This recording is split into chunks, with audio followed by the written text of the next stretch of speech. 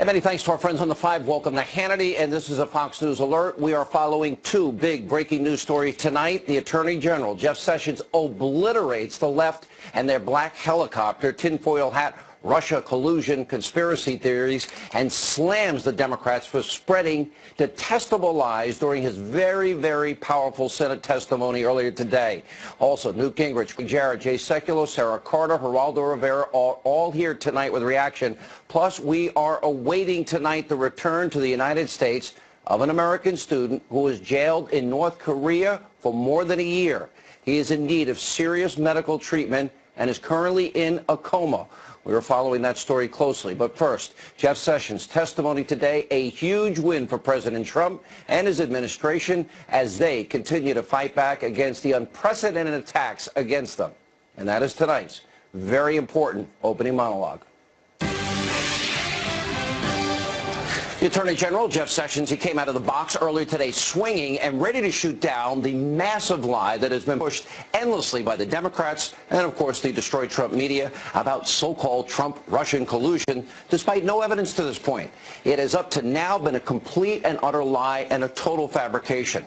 So when the Attorney General, Jeff Sessions, was pressed about it by the Democrats, well, guess what? He punched back hard in a major way. Watch this.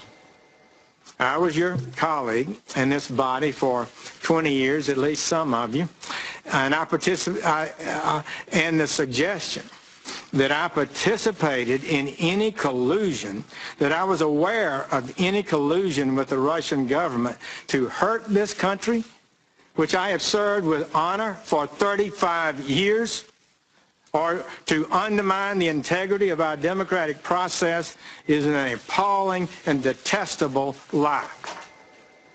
Now, good for the Attorney General, and he wasn't finished, because once again, despite no evidence of so-called Trump-Russia collusion, the Democrats, they still continue to push this baseless black helicopter conspiracy theory. Take a look at this testy exchange between the Attorney General and liberal Senator Ron Wyden. Mr. Comey said that there were matters with respect to the recusal that were problematic and he couldn't talk about them. What are they? Why don't you tell me? There are none, Senator Wyden. There are none. I can tell you that for absolute certainty. This is a secret innuendo being leaked out there about me, and I don't appreciate it. And I've tried to give my best and truthful answers to any committee I've appeared before. And it's really, people are suggesting through innuendo that I have been not honest about matters, and I've tried to be honest. All right, checkmate. Now, what's so disgusting about all of this is that Democrats, including some who are actually on this Senate Intelligence Committee and were actually questioning Jeff Sessions today, have admitted themselves no evidence of collusion. Now, since some of these Democrats are so partisan that they have forgotten, let us remind them of their own words. Do you agree with this conclusion that the president has reached, that there was no evidence of collusion? You know, we haven't seen any of that whatsoever, George. We've been looking and showing everything that they possibly have. That has not led to that. The last time we spoke, Senator, I asked you if you had actually seen evidence of collusion between the Trump campaign and the Russians, and you said to me, and I'm quoting you now, you said, not at this time. Has anything changed since we spoke last? Well, no, it hasn't. I know we need to go soon, but just to be clear, there has been no actual evidence yet. No, it has not been. No, it has not. Wow. So despite the fact that all those prominent Democrats have been forced, based on the facts as we know them, based on the evidence, to say no Russia collusion, no evidence at this time, well, many on the left and in the destroy Trump media, they're still running completely insanely wild with the completely false conspiracy theory. Now, that just proves what we have been telling you on the show all along. This is not about getting to the truth, finding answers, finding out what the facts are. The Democrats, members of the liberal mainstream media, they don't care about any of that. Why? Because their goal, if we're going to be blunt and honest, is to destroy and discredit President Trump now by any means necessary. And in this case, that means embarrassing themselves by pushing debunked conspiracy theories. Now, the left in this country has become so unhinged about the Trump-Russia collusion conspiracy that doesn't exist that at today's hearing, Senator Tom Cotton, he decided to call it out for what it really is, a fantasy and something that you'd only read about in a Tom Clancy spy novel. Take a look at this. Mr. Sessions, are you familiar with what spies called tradecraft? A little bit. That involves things like covert communications and dead drops and brush passes, right? That is part of it. Do you like spy fiction? John le Carré, Daniel Silva, Jason Matthews? Yeah, Alan first.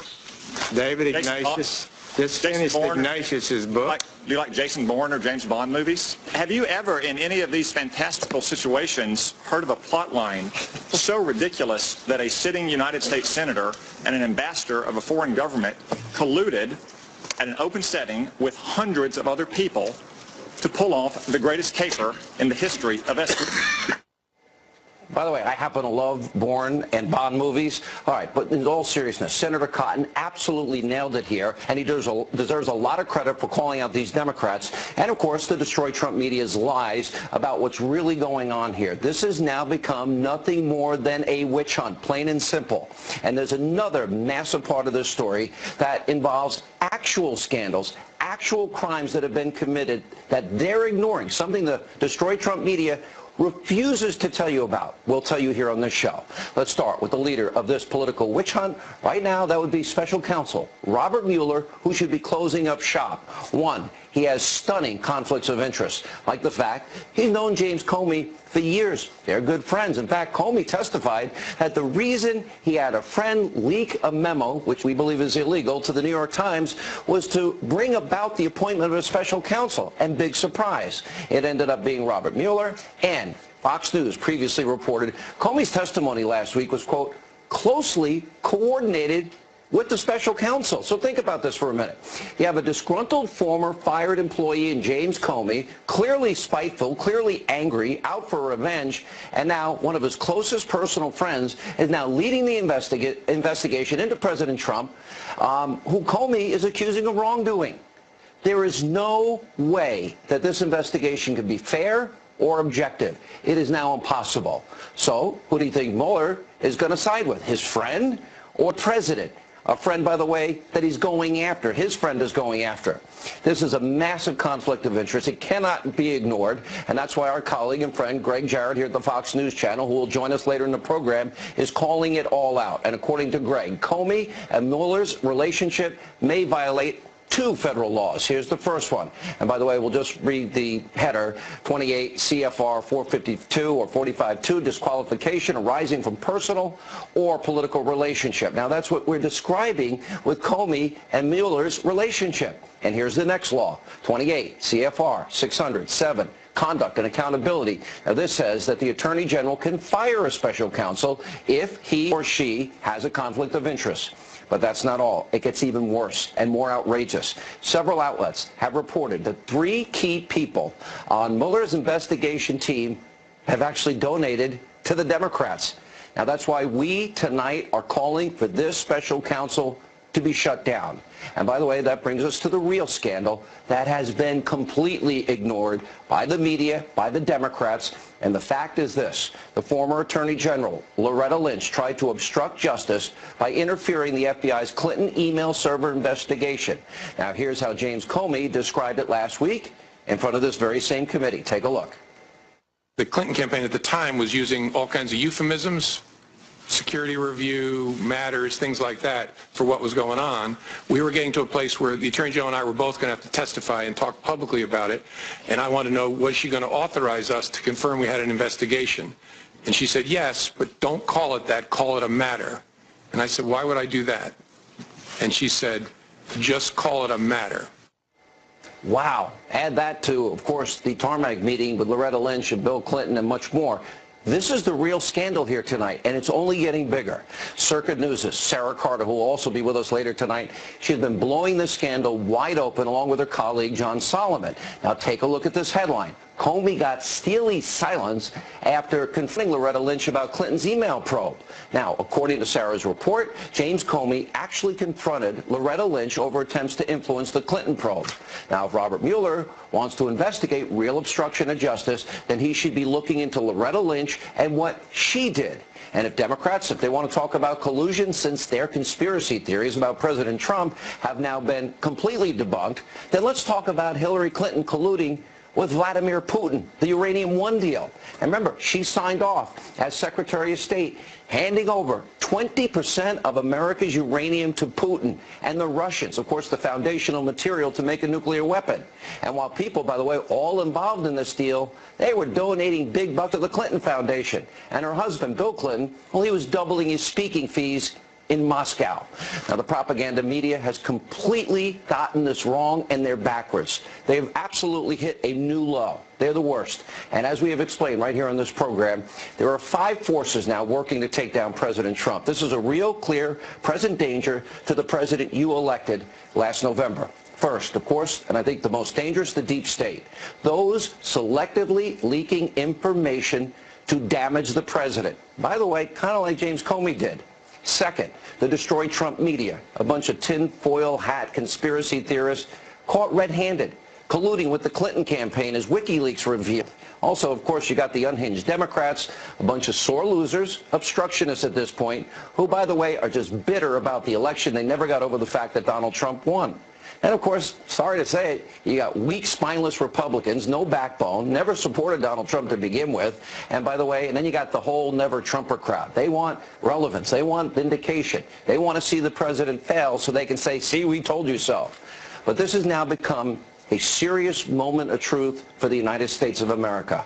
We're either going to lose to these forces and allow them to distract this president from getting people off of poverty, out of food stamps, and back in the labor force, buying homes, the president and the agenda you elected him to enact, or we can stop it right now, what they're trying to do to this man, because they don't want his success. Their success, his success is their failure. To do this, James Comey and Loretta Lynch need to be investigated. Robert Mueller needs to go. And with all due respect, it's time for Hillary Clinton to be prosecuted. Joining us now with reaction, the author of a brand new book just out today. It's called Understanding Trump, the former Speaker of the House, Fox News contributor Newt Gingrich. Mr. Speaker, great to see you. Good to see you. Those that have been leaking aren't dealt with and prosecuted now, and the Attorney General mentioned just one prosecution. But there are others, and I think at a much higher level. To me, they got a minnow, and they really need to get the great whites. I don't think this ever ends for the president, and he doesn't get the. Well, I'm glad I can make you laugh. I'm glad I can make you laugh. You like a very colorful analogy. Well, no, but if we don't get these top people, it's dangerous. Look, but let me be clear. This is not about the president or getting the president. I agree with General Kelly, the Secretary of Homeland Security, who said about a week ago, many of these verge on treason. I mean, this is about the survival and the safety of the United States of America and the people of the United States. I don't care if you're pro-Trump or you're anti-Trump. There is no excuse for people taking on themselves the right to take secrets and release them. And candidly, there's no excuse for the news media picking them up and printing them. We've gotten into this entire cycle of, I think, unpatriotic behavior in which people are utterly irresponsible. And I think they should be prosecuted. I think it should be aggressive and vigorous. And I frankly think, for example, everybody in the White House should have to go through a session on what the secrecy laws are. I think all new political appointees should have to go through a session on what the secrecy laws are and what the consequences will be if you violate them. You know, we know crimes were committed. One was committed against General Flynn in a violation of the Espionage Act. We know these leaks, with all of this raw intelligence, they're all illegal acts. And I'm looking at Robert Mueller, and I see similarities to Patrick Fitzgerald, who knew on day one it was Richard Armitage. What did that go on for, 3 years? Here Mueller knows today there's no obstruction. Here he knows today the president was not involved in collusion. Here he knows today that he wasn't being investigated. And he's hiring all of these Obama, Clinton supporters, donors, and even Clinton's attorney to go after the president. This is bad. And remember who appoints Fitzpatrick. It's James Comey, who at that time was an assistant attorney general. And he knows when he does it. He knows that Richard Armitage of the State Department was the leak. He knows that none of it was illegal. There was no crime involved. And he appoints Fitzpatrick anyway. Fitzpatrick then says to Armitage, be quiet. And he goes after Dick Cheney's chief of staff, Scooter Libby, because what he wants to do is coerce Libby into turning on the vice president. And Libby, who's an honorable man, refuses to do so. And that's why I worry about the team that Mueller's assembling. I don't think they're going to get Trump, but I think they're going to get other people, because when you're involved in this kind of criminal investigation, people who have the power of the government can set you up for all sorts of secondary charges and can ruin your life and can bankrupt you hiring lawyers. And I think this is a bad deal. This is a bad deal. I think there's great danger here. There's also investigative creep, as we call it. He starts out investigating one thing. It goes on for 3 years. He ends up with somebody falling into a perjury trap because they didn't remember. They made a mistake. Nobody gets to revise and extend their remarks, if you will. So the question is, what do Republicans do now, knowing there's no obstruction, knowing there's no collusion? Shouldn't this be shut down? Look, I think the two intelligence committees have an easy task. You bring in Mueller, and you say to him, how often did you talk with Comey? How often did you swap information with Comey? Did you review Comey's testimony before he gave it? How many of Comey's various memos did you get out of regular order? I mean, I think you start with this whole question.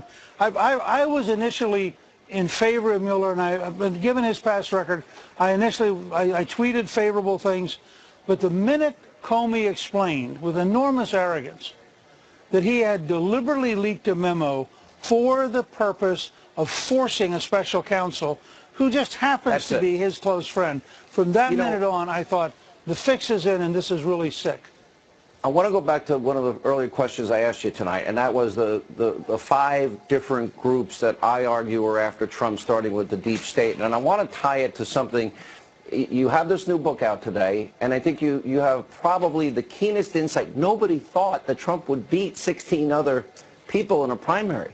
The media never thought that Donald Trump would be president. They're still in a state of shock, but there's also a state of anger and revenge that has emerged, and now it's about them, as you've described on this program before, them waking up every day. And how can we destroy him now? Now, in the process, the American people are being hurt. The millions in poverty, on food stamps, out of the labor force.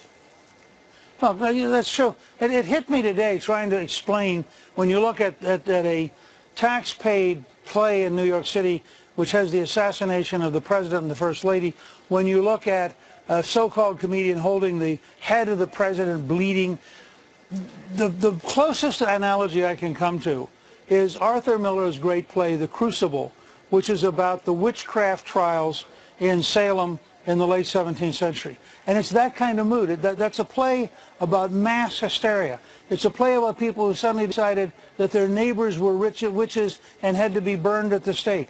You're seeing an entire process of psychological dislocation on the left, leading to behaviors that no reasonable person, I even find now liberal reporters beginning to flinch when they see things like this play where the president is assassinated and the first lady's assassinated. There's a sickness. And when you look at Kathy Grant and her holding up the president's head, there's a sickness out there that's beginning to sink into people, and they begin to realize how really bad it is. And I think you're even going to see moderate liberals begin to split away and say, that's crazy and you got to quit doing it. But that's the mood I would like to agree with you. I respectfully disagree. There's no evidence. It gets worse and worse. You know, imagine for almost 11 months now, the media just lying to the American people with no evidence. The people on that very committee today saying no evidence of collusion and sanctimoniously, you know, creating smoke where there is none. But, all right, it's called Understanding Trump. Bookstores everywhere. Amazon.com. Mr. Speaker, thanks for being with us. We'll see you soon.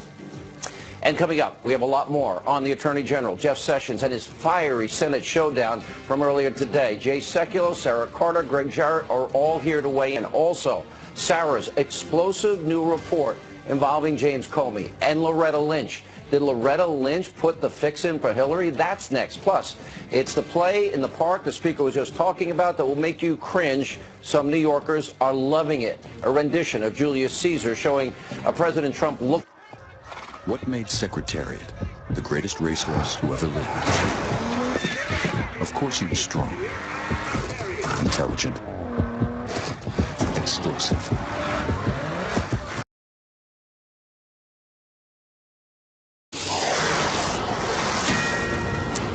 And this is a Fox News alert. We have brand new video, Cincinnati, Ohio tonight, where the American student, you remember him, who is now in a coma in need of very serious medical attention. He just arrived in the U.S. after being jailed in North Korea for more than a year.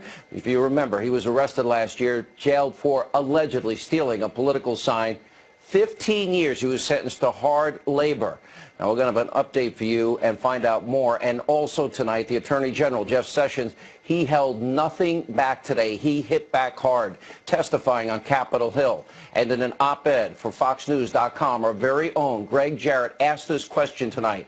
Where does Jeff Sessions go to get his good name back? How about the president? Greg will join us in just a minute. Also tonight, though, John Solomon, Sarah Carter with CircaNews.com. An explosive new report. It reads this, quote, Comey got steely silence after confronting Loretta Lynch about Clinton's email probe. Joining us now with more from the American Center for Law and Justice, also part of the president's legal team, Jay Sekulow from CircaNews.com, Sarah Carter, and Fox News anchor attorney Greg Jarrett. Sarah, let me start with you, because we got to get to Sessions, but this report that is being ignored.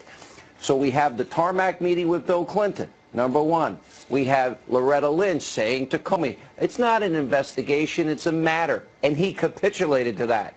Now you're saying Comey confronted Loretta Lynch on the issue of her, had already decided to put the kibosh and cover for Hillary Clinton no matter what the evidence showed, basically? Well, I think what Comey was trying to do was trying to get her reaction to the evidence that he had in his hands. What we know is that he